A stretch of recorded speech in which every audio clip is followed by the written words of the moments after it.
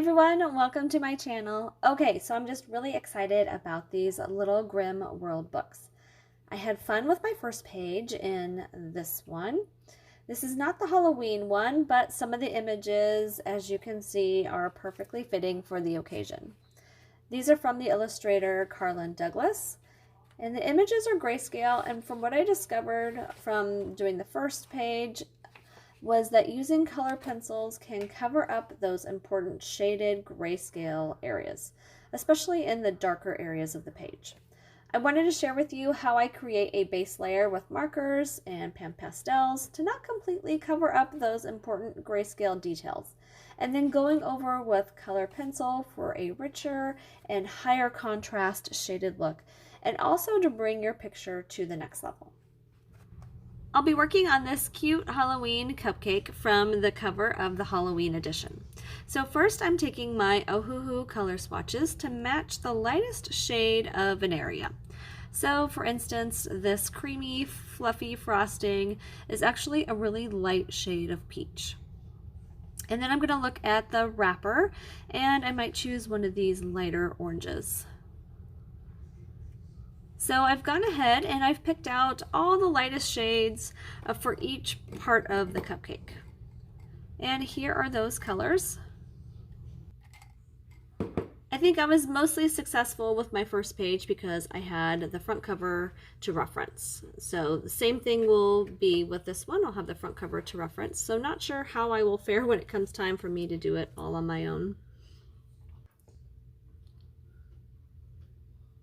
All right, the first element I'll be working on is the witch's hat sitting on top of the pumpkin. And from the front cover, it might be hard to see on camera, but there is like a really soft, like brown shade that's kind of peeking through that black. Almost if it was like velvet, when light hits velvet, you can kind of see that brown reflection. So yep, this is number 94. This is in my old set, so I'm using the fine tip of this one. Oh, hold on, I just realized I don't have my scrap paper behind here. So let me grab a scrap piece of paper and put it behind here. That was a close one because, as most of you probably know, alcohol markers definitely bleed through these thin pages. All right, so I'm going to go ahead and outline first around my edges. Now, you do have to be careful with this paper and alcohol markers. I try not to get right on the very edge because what happens is these markers will bleed. So I'll talk about that a few times as I go through here. So yeah, just try to keep it away from the very edge because there's no black line here around these grayscale images, and go around and try not to leave the tip on the paper too long too. That will help so it doesn't bleed too much. But there are a few areas that I did get a bleed in an area where I didn't want to, but that's all right. And as you can see, even though the hat is mostly black, I'm still covering the whole image with this brown shade because it will alter that look just a little bit and make it more cohesive.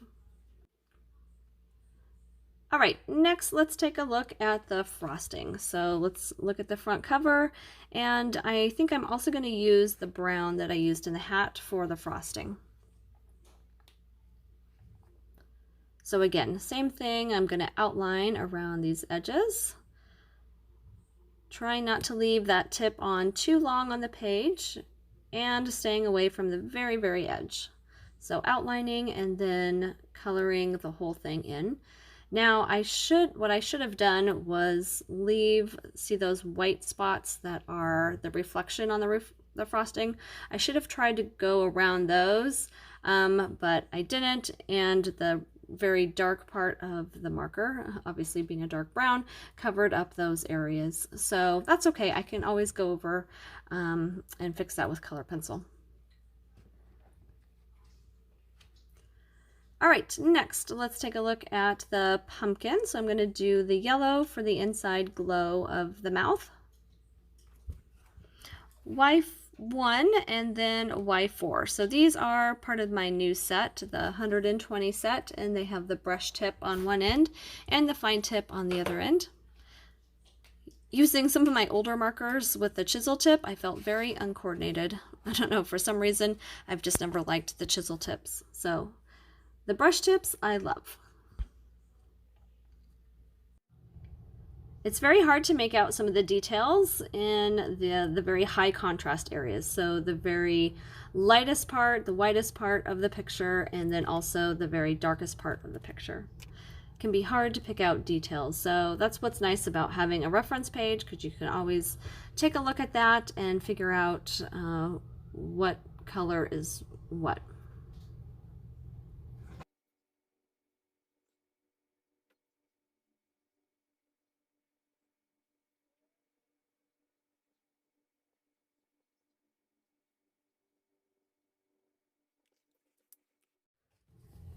Okay, now for the top frosting. So this is that light peach shade. I'm going to be using the R18.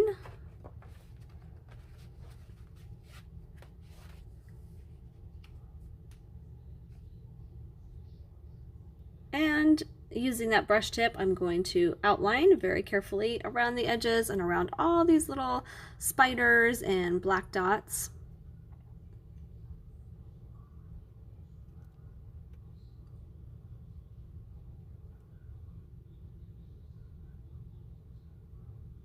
And then I'll start to fill that in. So it was filling in very nicely, very smoothly. But then I did notice that it did leave some brush marks. So towards the edge here where I kind of divided, where I colored the top half to the bottom half, you can see a little ridge line there. I'm not too worried about it, just because I'll be using color pencils to fill that in. Okay, so I'm going to take the same kind of lighter orange to start my cupcake wrapper. I did struggle with this one. I do find some of the Ohuhu markers, they don't have a good set of oranges. You know, I feel like that is the least amount of colors that they have on their swatches. They have a lot of blues and greens and grays, but not a lot of like orange variety. So I'm just going to work with this one. Not the perfect match, but that's okay. Again, I'll go over it with color pencil. But as you can see, as I'm going over it, you can still see through the orange, so you're still seeing some of those shaded areas from the grayscale, which is perfect for when I start the color pencil. All right, next I think I'll be working on the ribbon, and let's see, it is a different shade of brown than what's on the chocolate frosting. So there's not much red in it, so I found a different brown, and again, I'm just gonna outline and fill in, just being very careful around those polka dots, watching the bleed.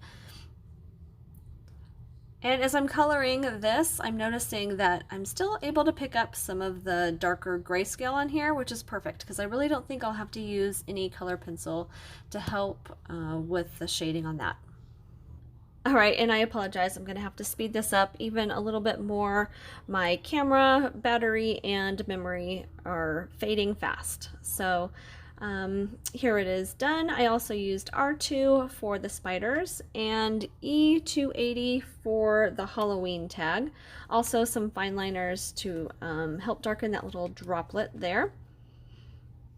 All right, and this is what it looks like with markers. So next I'll be working on the background, and it kind of reminds me of a photographer's studio backdrop, kind of abstract, texturized.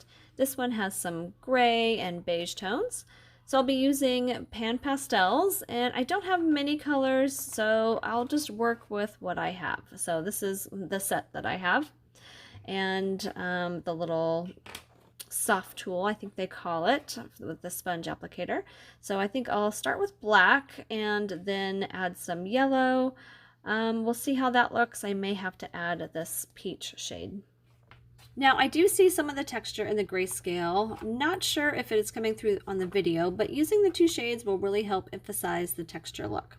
So the yellow is a yellow ochre tint, and then the black is actually a neutral gray extra dark.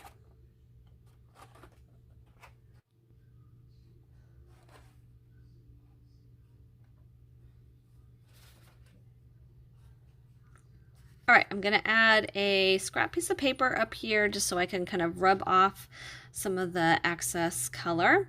And I'm always nervous to begin, so I'm gonna just start with just a little bit. We'll see how far that gets me. I'm gonna rub off as much as I can and try to get rid of some of the pastel in just a particular area on the sponge.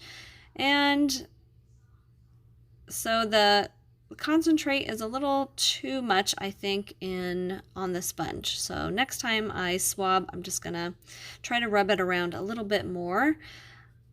But as you can see, it is creating that very texturized look, kind of spotted splotchiness in the background.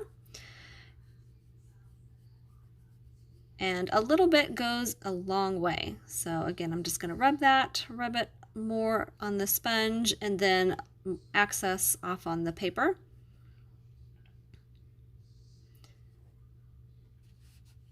I definitely need new sponges. I've used them quite a bit and they're starting to rip a little bit. All right, so I'm just going to work in small areas.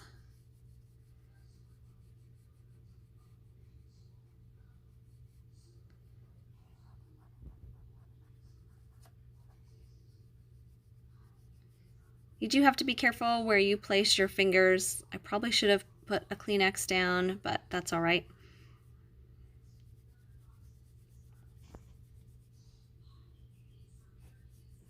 Okay, so now you can kind of see it's not a solid, like smooth, consistent color, which is fine. I'm going for that very texturized look. All right, so now I'm gonna get some yellow on the brush. It's not a new sponge. I'm just gonna go right over it because it's okay that it creates a more like different shades of grays or beige with that yellow. And I think it's turning out pretty good. I don't want to smooth it out too much.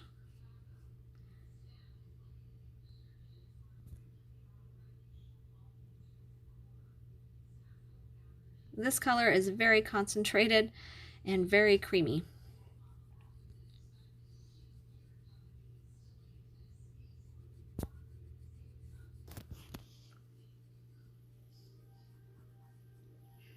All right, I think the color is coming along nicely, so I'll just finish up this little section and then I will do it off camera and then show you what it looks like when I'm finished. So what I love about Pan Pastels is that it is also very forgiving. So if you go over any of the marker area, then you don't have to worry too much. So even around these little areas where I'm completely covering some of the marker areas, it can all be taken care of with eraser.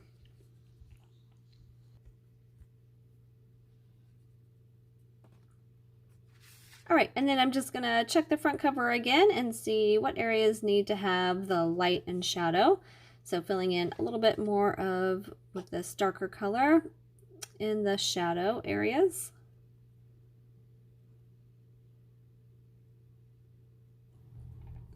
All right, here is the finished background, and I think it looks great. I think I achieved that kind of speckled, abstract, texturized look.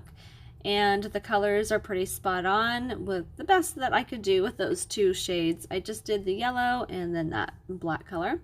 So now I'm taking a kneadable eraser. I kind of just roll it around in my fingers like clay and then just press on the little area that I need, press, lift off, and it takes off the pastel pretty good. And you can also use the electric eraser. That works good too. And it doesn't take off the markers, so you don't have to worry about that. So very forgiving.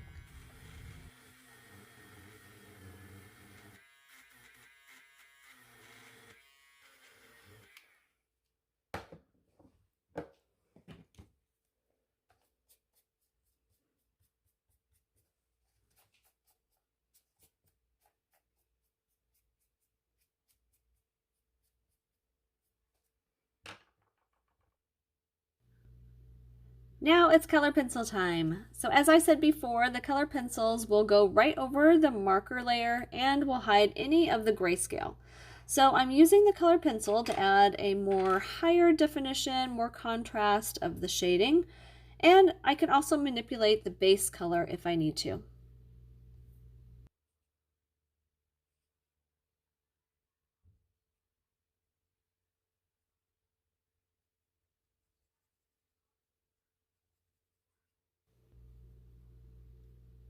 I start with the darkest color going right into that little ridge line where I can see the darkest part of the shadow. And then I'll work my other two colors, just going kind of back and forth, rubbing those out, using the lightest one to kind of burnish and smooth out the pencil line.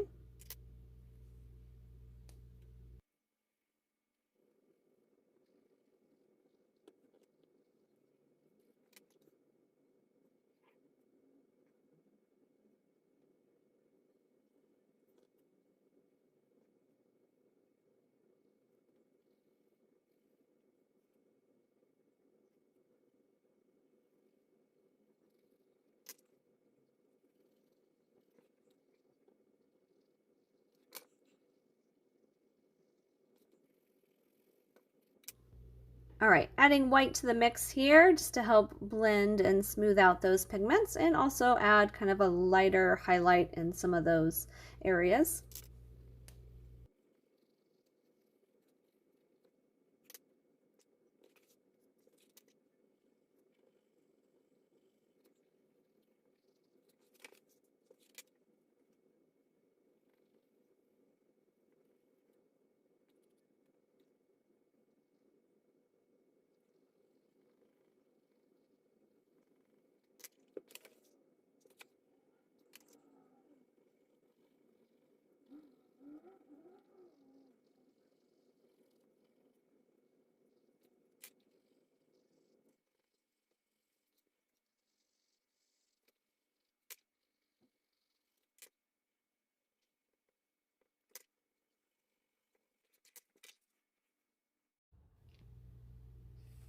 All right, now for this chocolatey frosting, I have a variety of some neutrals, some mauves, and even some red shades there. Not sure if I'll use them all, but I'll just kind of play with them, trying to get the right chocolatey color.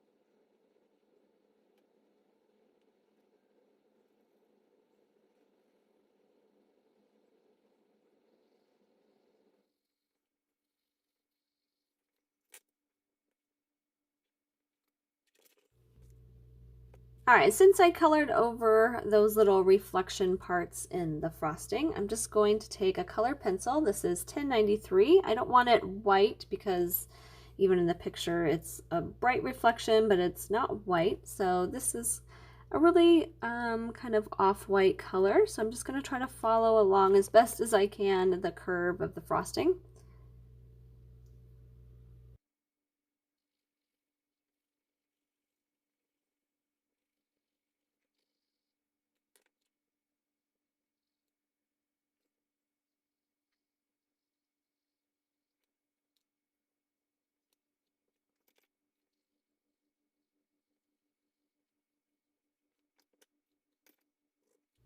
All right, if you need to burnish and smooth out your colors and not add an additional color, then use a blender pencil.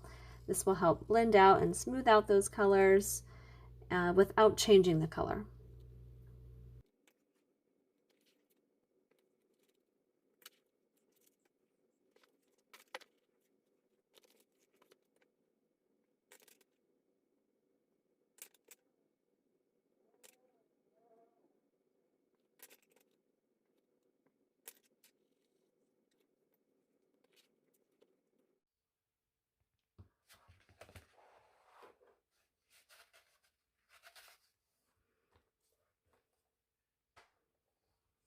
For the cupcake wrapper, I'm going to start with the darker shaded area first. I've picked a variety of oranges and some browns, so I have to see how they play with each other.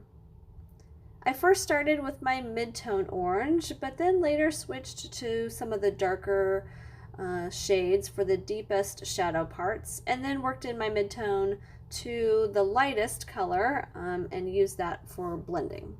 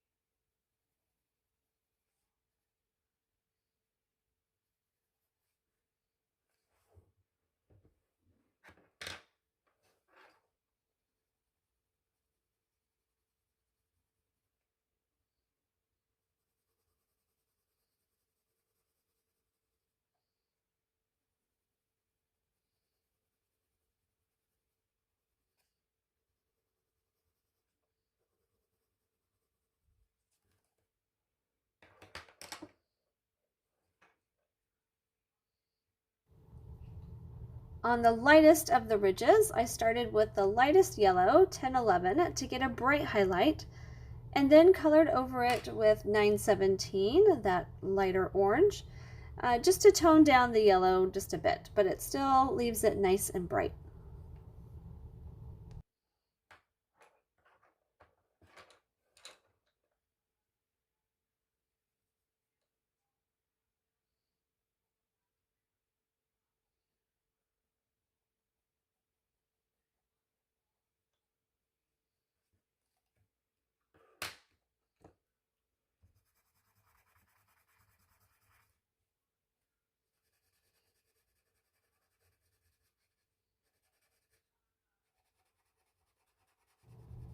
All right, I won't be able to show you the whole wrapper, how I did it, so I'll just finish up this last little part of the wrapper, and then I will come back and show you when it's finished.